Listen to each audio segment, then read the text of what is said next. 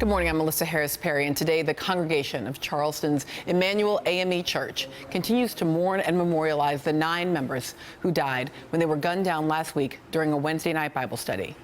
Later this afternoon, the church community will gather for the 7th time in less than a week to say their last goodbyes to one of those victims, the Reverend DePayne Middleton Doctor, whose funeral will be held at Emmanuel later today.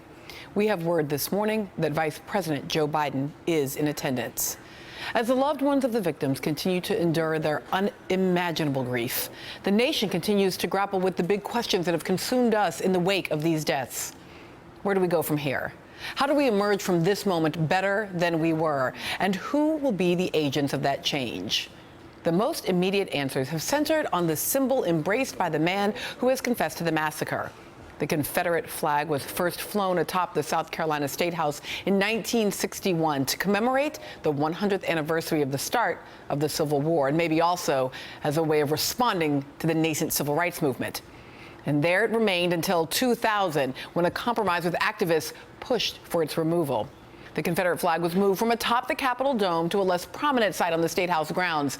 And in days since the shooting, the meaning of the flag, long contested as either a symbol of heritage or of hate, has crystallized into an affront to the memory of the victims and a signifier of the racist ideology of the man who took their lives. Calls for the complete removal of the flag have intensified as its presence on taxpayer-funded state grounds has become untenable. And in a watershed moment in South Carolina populist politics, some of the earliest concessions to those demands to remove the flag have come from some of the very elected officials who previously opposed them. On Monday, South Carolina Governor Nikki Haley, who had resisted pressure to remove the flag since she's been in office, had a change of heart and added her voice to those saying it's time for the flag to go. The next day, her announcement was followed by the South Carolina legislature, who originally voted to raise the flag, now voting overwhelmingly to open the debate for it once and for all to come down. Friday, in his eulogy for Emmanuel's pastor and South Carolina State Senator Clemente Pinckney, President Obama praised this progress, but he also suggested that this symbolic blow to racism, though significant, must be followed by concrete policy efforts to dismantle racial inequality in all of its structural forms. President Obama's eulogy advanced the national conversation in response to those questions. What must we do, and who will do it? But the responses we heard this week from all of our elected officials were still mostly talk. Yesterday, another group of people responded with action.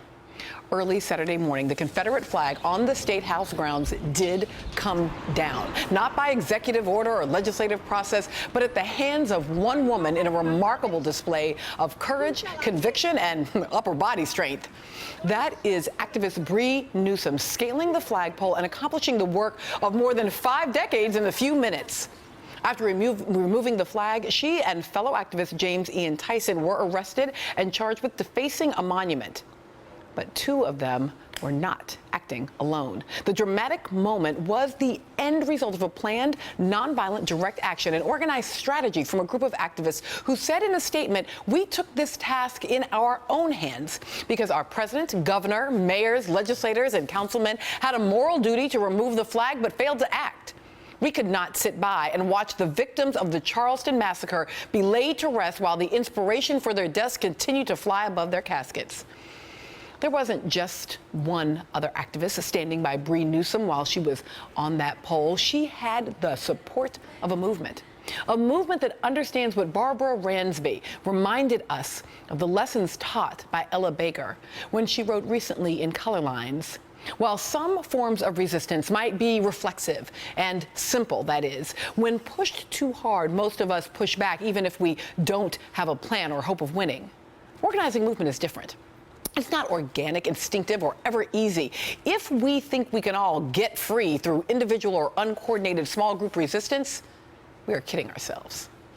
And so, as we wait to witness what change may come of this tragedy, the struggle of the movement working to provoke that change continues. Joining me now, Paul Frymer, Associate Professor in the Department of Politics at Princeton University. Cristina Beltran, Associate Professor of Social and Cultural Analysis at New York University. Khalil Gibran, who's Director of the Schomburg Center for Research in Black Culture. And Beth Fouhy, Senior Editor of MSNBC.com. But first, I want to go to Columbia, South Carolina, to talk with Tamika Lewis, a grassroots organizer with The Tribe, the North Carolina-based activist group behind the removal of the Confederate flag yesterday. Tamika, thank you for joining us. Can you tell me a little bit about the planning or the organizing or the choices that went into this decision? Well, good morning. So behind the plan, it's just started as a couple of activists going into a room serendipitously and having a conversation about what's going on today in our country. It was then decided, like, hey, this is not right. This is not okay. And our legislators and the people who are supposed to be defending us as countrymen are not doing their job. So we realized, hey, let's really go back and look into the past and recent history and see if our judicial system and the systems that are in place actually really go for and support minority decisions and voices in this country.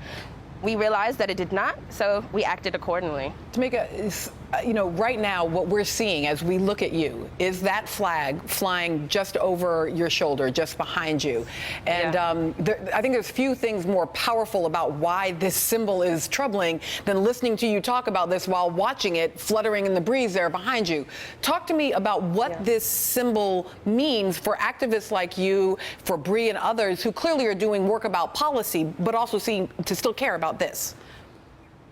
This sign is a constant reminder of an enslavement of a people. It's a sign of intimidation and overall white supremacy. It kind of decriminalizes white racist Americans when they commit hate crimes against people of color, especially blacks in this country. So it's a sign of intimidation. When you come out, this is not a symbol that represents true American values, if we want to talk about that.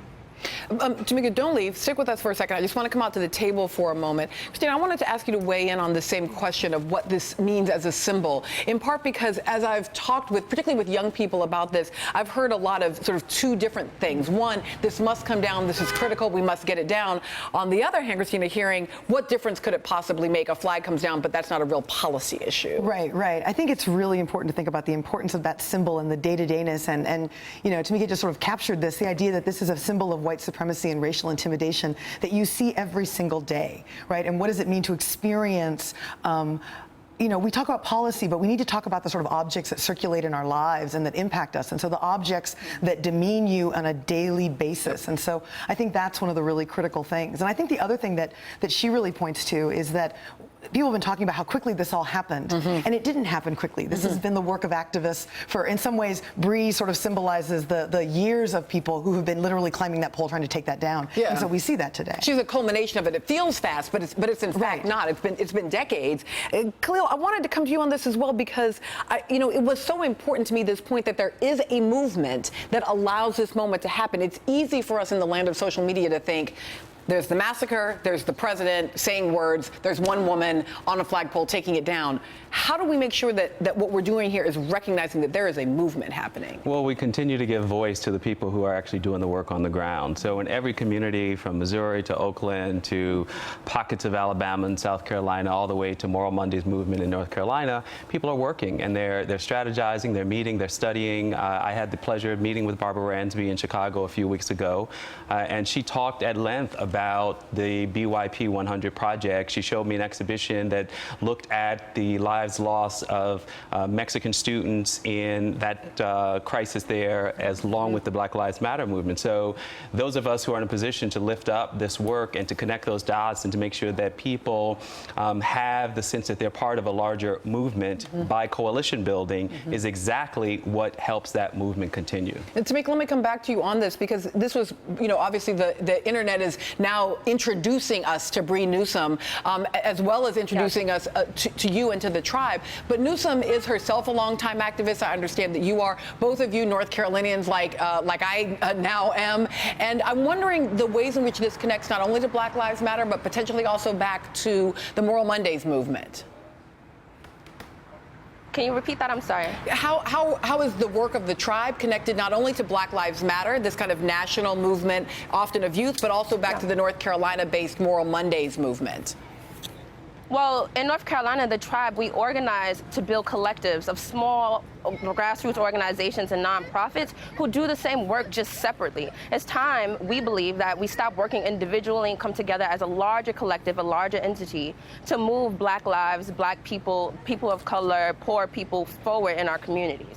So that's the work that we do, and that's how it connects. It's the movement of the grand, large people, not just the single individual or the single activist who feel that they can change the world. It's a collective effort. So, Paul, let me come to you on this idea of the collective and of the grassroots and of nonprofits as opposed to the one charismatic leader, which is part of, in Ransby's piece, what she's pushing back against. She's trying to say, Ella Baker didn't say no leaders. She said no single charismatic, worldview here. Right. Yeah, no, and that's the tricky piece is how do you, on the one hand, you want a movement and you need a movement that has organizers and has some amount of leadership that is able to sustain things. And at the same time, you can't have that captured. I mean, and this is Barbara Ransby, I think, captures really well by saying there's both a tyranny of a lack of hierarchy and a tyranny of hierarchy. And how do you kind of keep the two, keep that tension together? And that's what's critical here.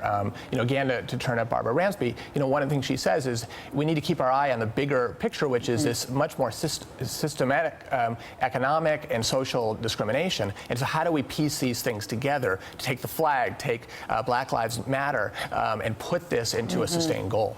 Tamika, let me come back to you for one moment because I just want to ask, have you had, I know that Bree bail was posted last night. I'm just wondering if you know anything. Is she well? Is she safe? She's doing well. She's safe. We got her out of South Carolina, but she's doing well. She's taking it easy.